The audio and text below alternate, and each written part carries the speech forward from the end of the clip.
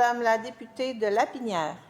Merci, Madame la Présidente. Ça me fait plaisir d'intervenir sur l'adoption du projet de loi numéro 24, loi protégeant le consommateur contre l'utilisation trompeuse ou frauduleuse de l'identité ou de l'image d'une personne.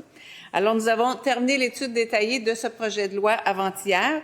C'est un projet de loi assez court qui contient 8 articles et qui vient modifier la loi sur la protection du consommateur et le règlement sur les sanctions administratives pécuniaires relatives à la loi sur la protection du consommateur. En substance, le projet de loi 24 vient ajouter des paragraphes à l'article 238 de la loi sur la protection du consommateur, parce que cet article interdisait déjà à tout commerçant, fabricant ou publicitaire, par quelque moyen que ce soit, de faussement prétendre être agréé, recommandé, parrainé, approuvé par un tiers ou bien affilié ou associé à ce dernier, de faussement prétendre qu'un tiers recommande, approuve, agrée ou parraine un bien ou un service, ni de faussement déclarer comme sien un statut ou une identité. Donc, exemple facile, une personnalité qui est utilisée dans une publicité télé pour endosser, appuyer un produit et qui ne l'aurait pas fait, bien, c'est quelque chose qui est interdit déjà dans la loi sur la protection du consommateur.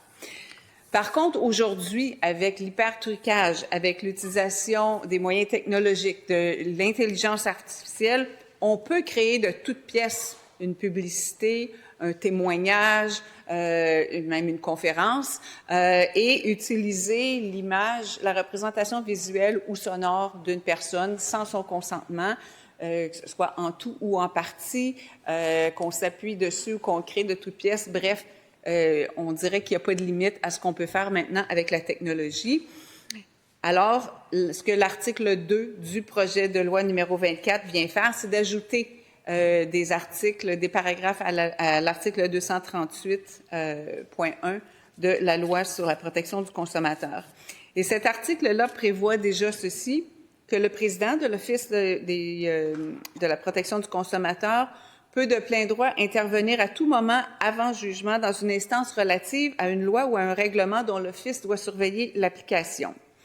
Alors ici, ce qu'on ajoute à cette loi-là, c'est que nul ne peut utiliser l'identité ou l'image d'une personne pour faire une représentation à un consommateur sans le consentement de cette personne, ni permettre ou tolérer une telle utilisation. Et le tolérer, qui a été ajouté durant un amendement pendant l'étude détaillée du projet de loi 24, est important parce que ça veut dire qu'on ne peut pas assister passivement à ça et ne rien faire, on s'en rend complice finalement. Et est considéré comme l'image d'une personne aux fins du premier alinéa, toute image représentant cette personne, qu'elle soit modifiée ou non, ainsi que toute image semblant représenter cette personne, est également assimilée à une telle image, tout enregistrement visuel ou sonore de cette personne. Donc, dans le cas des artistes, par exemple, ou de toute personnalité dont la voix est connue, utiliser sa voix sur un plan séquence, ça non plus, ce n'est pas permis et on pourrait intervenir. Alors, un exemple de ces pratiques, le collègue qui a passé juste avant moi le mentionnait, a fait référence à Marie-Claude Barrette, qui a été victime de l'utilisation de son image sans son consentement. On la voyait même dans une séquence vidéo, elle était représentée en fauteuil roulant, alors qu'elle n'a jamais été en fauteuil roulant. Mais c'est qu'avec les technologies, les images sont tellement crédibles qu'on peut penser que c'est vrai. Donc, les personnes, les membres du public, les consommateurs se font flouer facilement. Dans le cas de Mme Barrette, bon, c'était aussi des investissements bidons qui étaient annoncés. On a même vu récemment le premier ministre du Canada, son image a été utilisée aussi pour des investissements.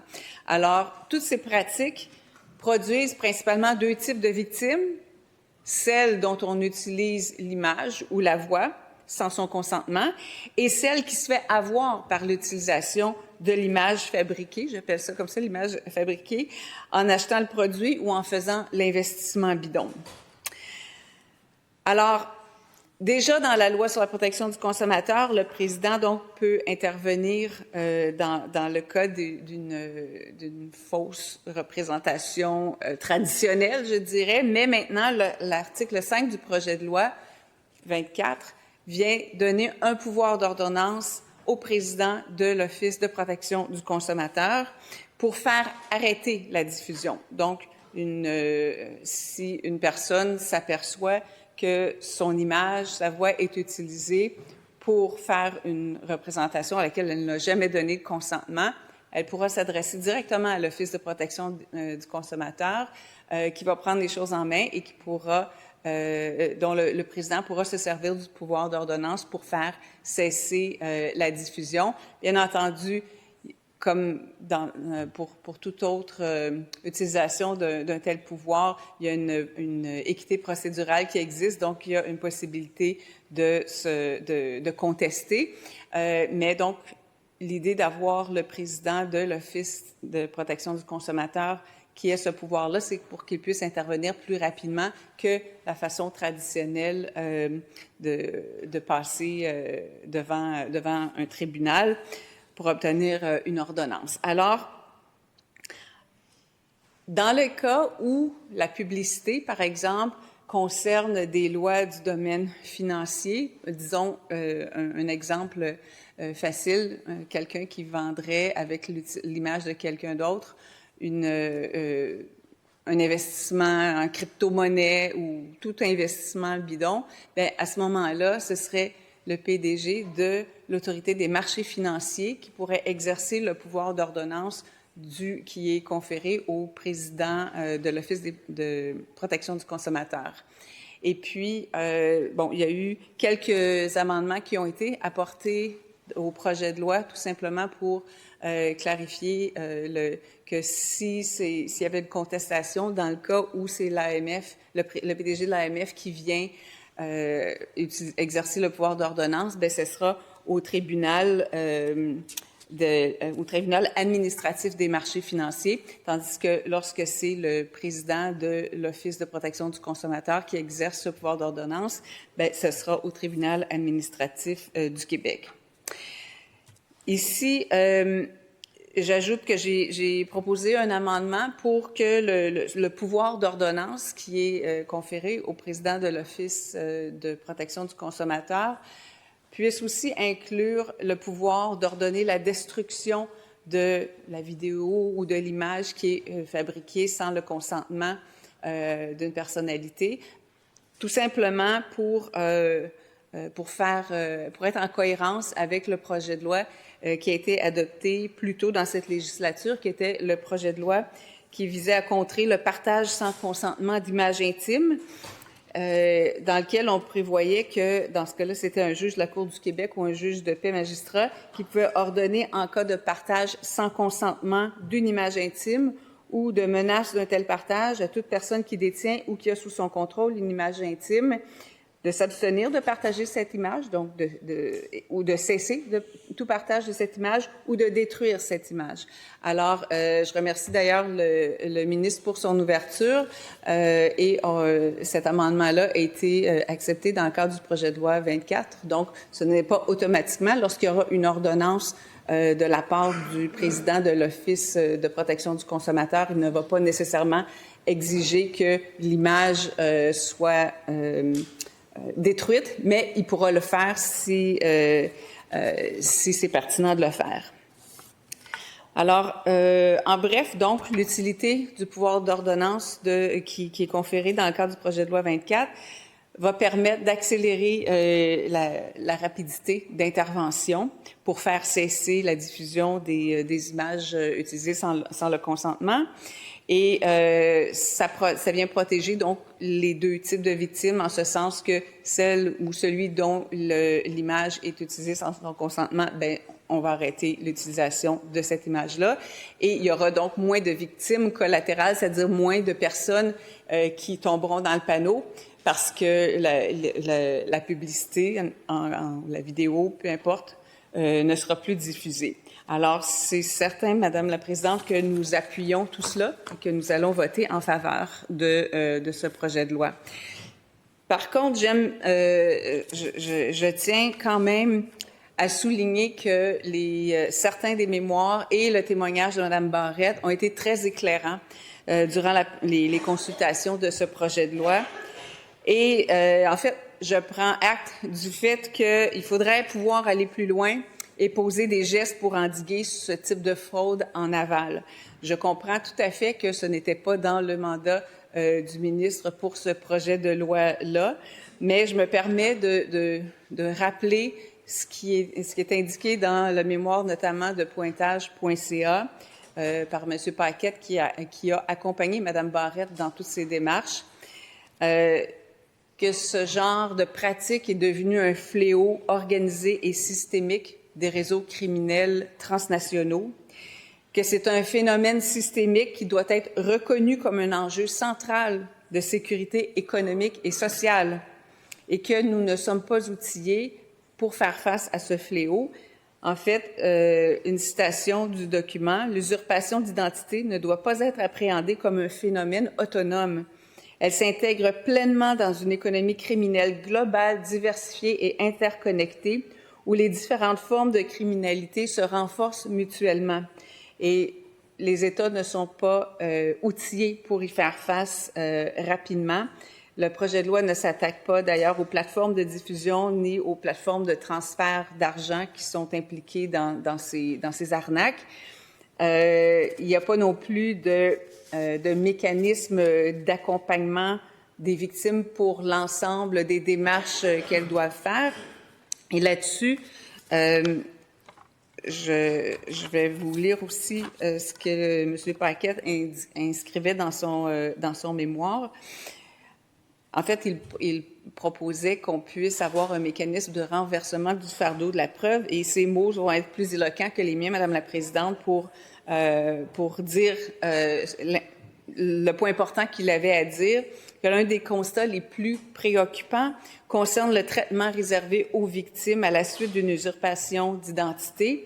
En pratique, le fonctionnement actuel du système tend à inverser les principes fondamentaux de la charge de la preuve en plaçant implicitement la victime dans une position où elle est présumée responsable jusqu'à démonstration du contraire. Dans ce contexte, la victime se voit contrainte de démontrer qu'elle n'est pas à l'origine des transactions contestées, donc par l'utilisation de son image ou par le fait que son identité a été usurpée au passage des fausses transactions, investissement bidon ou achat de produits qui visaient finalement juste à aller chercher ces données financières. Donc, la victime doit également entreprendre des démarches afin de faire corriger les inscriptions à son dossier de crédit, tout en naviguant dans un environnement administratif complexe impliquant une pluralité d'intervenants.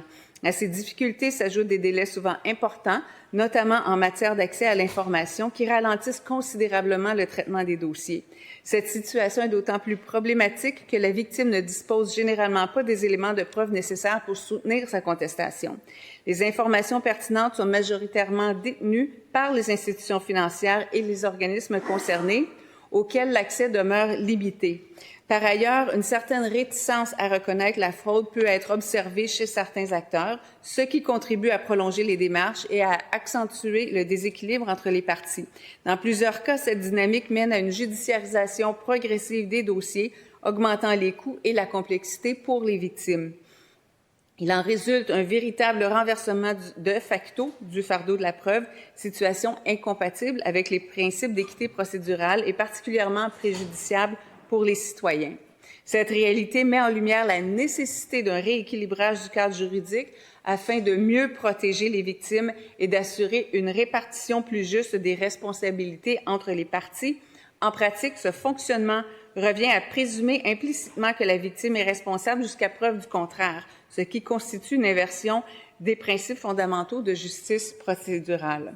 Alors, comme je vous disais, Madame la Présidente, je comprends que le projet de loi n'est pas ratissé aussi large que cela, mais la raison pour laquelle je me permets de citer à ce stade-ci cette partie du mémoire de pointage.ca, c'est pour inviter le prochain gouvernement, quel qu'il soit, à s'attaquer vraiment à ce fléau de fraude dans un cadre plus large de fraude. Là, on connaît tous des personnes qui sont tombées dans le panneau à la suite d'un appel téléphonique. On sait combien de personnes âgées sont touchées par des fraudes amoureuses dans certains cas, ou la fraude d'un petit-fils qui a besoin d'aide, d'argent rapidement, alors que ce n'est pas du tout le petit-fils qui est là. Donc, c'est important qu'on s'organise mieux. On comprend que les réseaux criminalisés vont toujours avoir un pas d'avance sur nous, surtout en matière technologique, mais il faut quand même moderniser notre cadre juridique d'une manière plus large. Alors, c'est un appel au prochain gouvernement de se pencher sur cette question-là. Et en dernier lieu, Madame la Présidente, je vais lire un autre passage du mémoire de pointage.ca.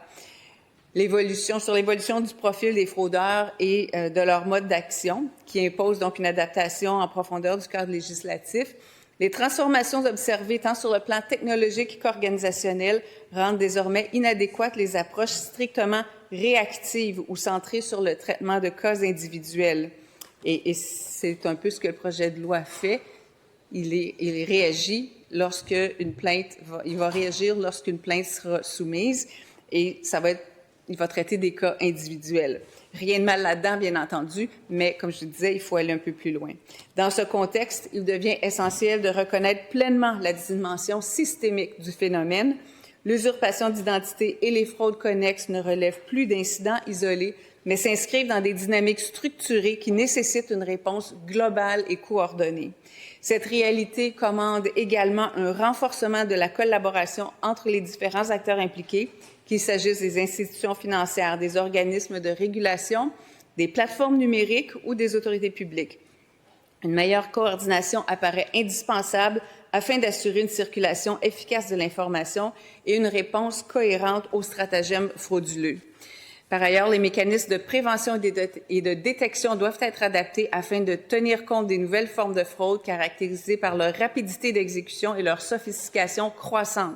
Cela implique notamment de repenser les outils existants et d'intégrer des approches plus proactives. Une attention particulière doit être portée à l'encadrement des vecteurs utilisés par les fraudeurs, qu'ils soient de nature numérique, financière ou commerciale. Ces canaux constituent des points d'entrée critiques dans la chaîne de fraude et doivent faire l'objet de mesures spécifiques afin de réduire leur exploitation à des fins illicites. Dans son ensemble, cette évolution appelle à une réponse législative structurée, cohérente et résolument tournée vers l'avenir, capable de s'adapter à un environnement criminel en constante mutation. Alors, Madame la Présidente, je pense que c'est l'objectif vers lequel il faudra tendre dans une prochaine législature. Je vous remercie beaucoup.